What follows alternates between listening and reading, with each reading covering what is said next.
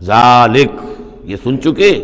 ومن یعظم حرمات اللہ فہو خیر لہ عند ربہ، اور جو کوئی اللہ تعالیٰ کی حرمتوں کی تعظیم کرے، یہ بیت اللہ الحرام ہے، یہ اشہر حرم ہے، یہ ساری چیزیں جو ہے اللہ تعالیٰ کی حرمتیں ہیں، حرمات اللہ ہیں، اللہ نے جس جس چیز کو کہ محترم قرار دیا ہے۔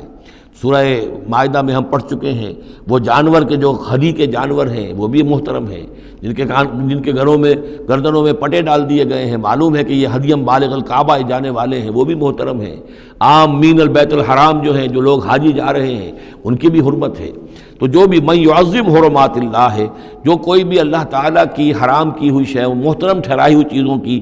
تعظیم کرے گا، فہو خیر لہ عند ربہ، تو وہ اسی کے لیے بہتر ہوگا، اس کا اجر و ثواب اسے ملے گا اپنے رب کے پاس۔ وَأُحِلَّتْ لَكُمُ الْأَنْعَامُ إِلَّا مَا يُتْلَىٰ عَلَيْكُمْ، اور حلال کر دیے گئے تمہارے لیے سارے چوپائے سوائے اس کے جو تم کو سنا دیا گیا ہے، یعنی یہ کہ خنزیر کا معاملہ ہے، اس کو حرام کر دیا گیا ہے، باقی بکری ہے، بھیڑ ہے، گائے ہے، بیل ہے، اونٹ ہے، ان سب کو اللہ کی راہ میں تو اس کی قربانی ہو سکتی ہے۔ فَاجْتَنِبُوا الرِّجْسَ مِنَ الْأَوْثَانِ، تو پھر تم بچو، ان بتوں کی گندگی سے بچو۔ یہ ہے اصل میں بچنا جو ہے وہ سب سے پہلے شرک، اور وہاں پر سب سے بڑا شرک جو ہے وہ بت پرستی کا ہو رہا تھا۔ وَاجْتَنِبُوا قَوْلَ الزُّورِ، اسی طریقے سے جھوٹ کہنے سے، جھوٹ بات سے بھی بچو۔